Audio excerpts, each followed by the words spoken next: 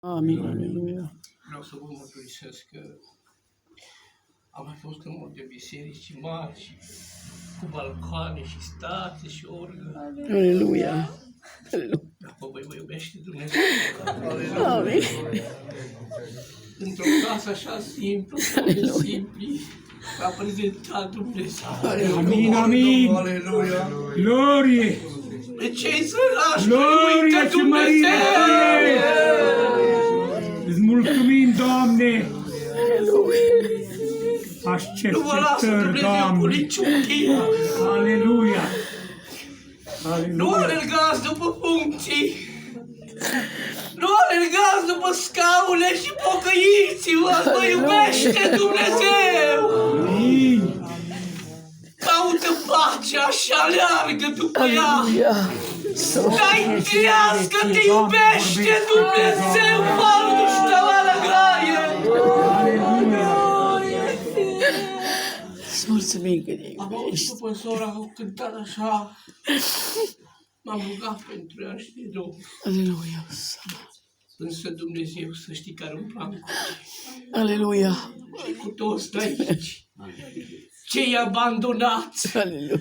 cei dați la o parte, cei care sunt săraci, cei care n-au pe nimeni, tu l-ai pe Dumnezeu și la tine te prezintă Dumnezeu și pe tine te ridică Dumnezeu, nu te lasă! Dacă crezi că n-ai pe nimeni, îl ai pe el scut și babă. Știi de ce? M-am dus cu privirea că am zis, Doamne, ce să predic, ce să spun, sunt așa de bulversat. Însă am spus, Doamne, vorbește Tu.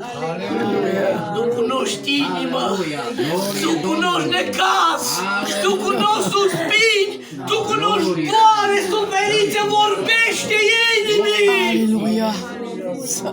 Roagă-te când stai pe bancă, că Dumnezeu prin cântări îți vorbește. Urește de Dumnezeu credință. prin predicator îți vorbește, mie mi-a vorbit în sora prin cântarea aceea. Aleluia. Doamne, Tu cunoști pe toate! Aleluia. Cunoști plâns, cunoști suspin, cunoști totul! Aleluia. M-am dus cu privire la Iisus. Gândiți-vă, frați și surori, satul de 5.000 de oameni ridică 12 cociuri cu frământuri ce rămâne de la masă și priviți când e pe cruce, nu mai e nimeni acolo! L-au părăsit!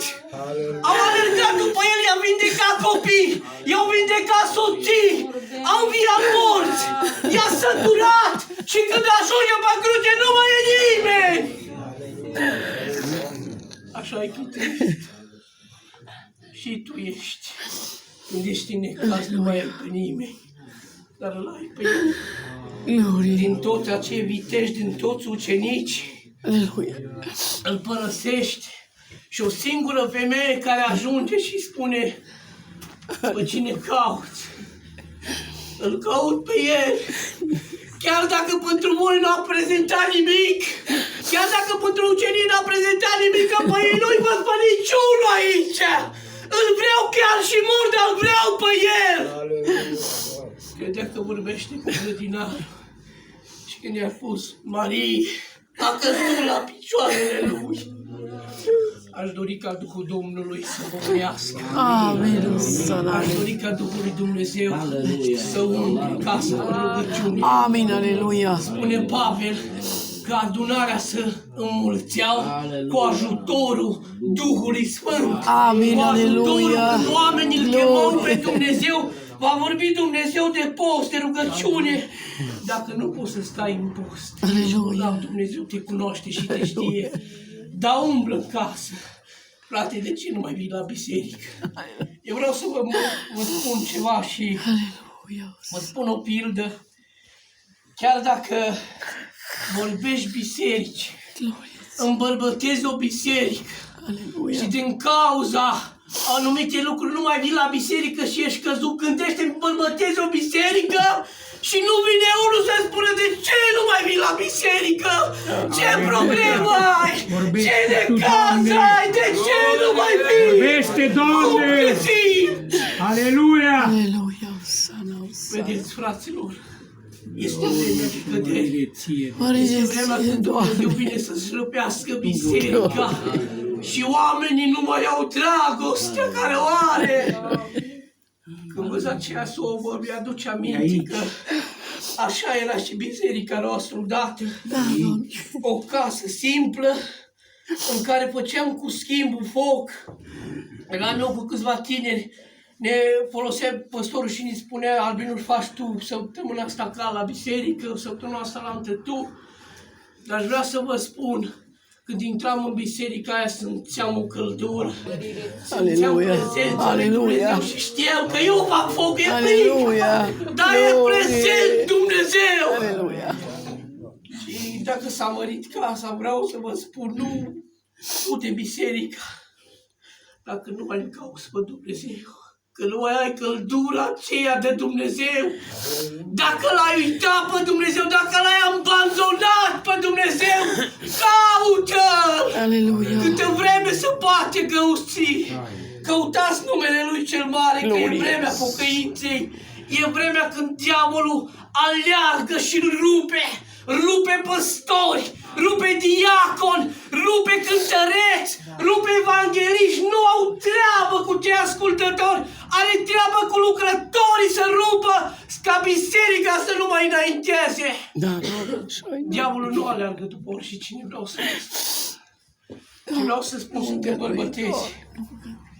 Dacă încă ai probleme, Aleluia. dacă încă ai necazuri, dacă soția ți-e bolnavă, dacă soțul ți-e bolnav, dacă copilul ți-e bolnav, vreau să-ți spun ceva, tu ești a lui Dumnezeu. Aleluia. Încă ești pe calea lui, cei ce au probleme sunt a lui Dumnezeu. Glorie ție, Doamne. Dar dacă ești în pocăință și nu ai lipse, n-ai probleme, n-ai valuri, n-ai încercări, când mai vezi tu lacrimi? Așa-i. Când te mai pocăiești? Pentru ce să plângi? Că ai de toate, nu-ți lipsește nimic, ești bine? Cei care sunt loviți, cei care sunt abandonați, sunt copii al lui Dumnezeu. Că grădinarul vine și caută să ia un fruct bun dintr-un pom bun. Toți oamenii și toată lumea lovește într-un pom bun, într-o livadă. Dacă mergi într-o livadă, sunt foarte mulți pomi. Ați văzut? În care pom mergi să iei? Dacă n-ai cu ce să iei mărul acela, lovești cu ceva. Lovești cu o piatră, lovești cu un lemn, să cadă mărul la bun să le iei. Ei sunt copiii lui Dumnezeu. Loviți, trântiți, abandonați, dar iubiți de celui prea înalt. Iubiți de Dumnezeu! Amin, Doamne. Aș vrea să, foarte puțin, să predic din această temă, de ce nici nu m-am atins de el. De ce vă iubește Dumnezeu? Aleluia. Să vă vorbească inimii voastre. Aleluia. Și această lecție care fratele Ghiță a deschis-o că a rămas Iisus cu ucenici, că a venit valurile și încercările peste ei și s-au temut ca a mers la el la corabie încât l-a trezit. Ce nu-ți pasă că pierim tu, dorște, nu-ți pasă, în care i-a testat. Și dacă mergi să cauți în trimiteri și să mergi, eu am găsit un cuvânt și care mă limitez. Vreau să vă spun că Iisus a venit la ucenici nu în prima strajă a nopții, nici în a doua, nici în a treia.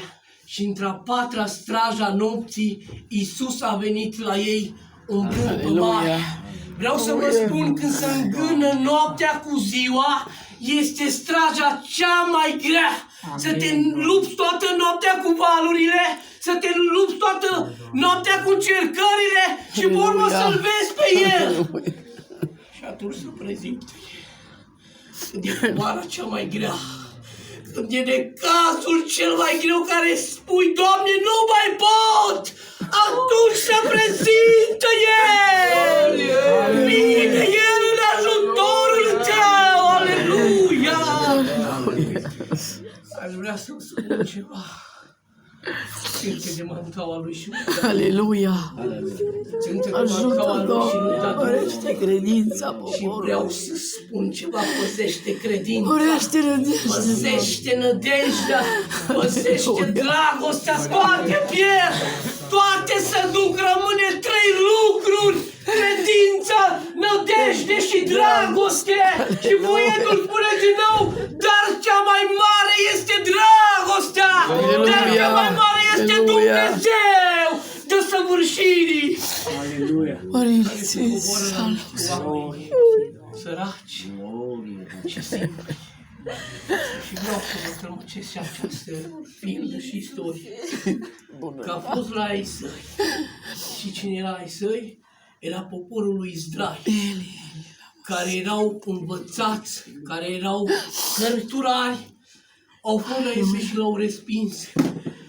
Când i-au chemat la nuntă toți, n-au venit și duce-vă-ți în piețe, duce-vă-ți pe ulițe, chema să mi se umple o daia de nuntă, au găsit săraci, au găsit știop, cum i-au găsit. Aleluia! Și zice că s-au întors la neam Aleluia! și ei s-au pocăit.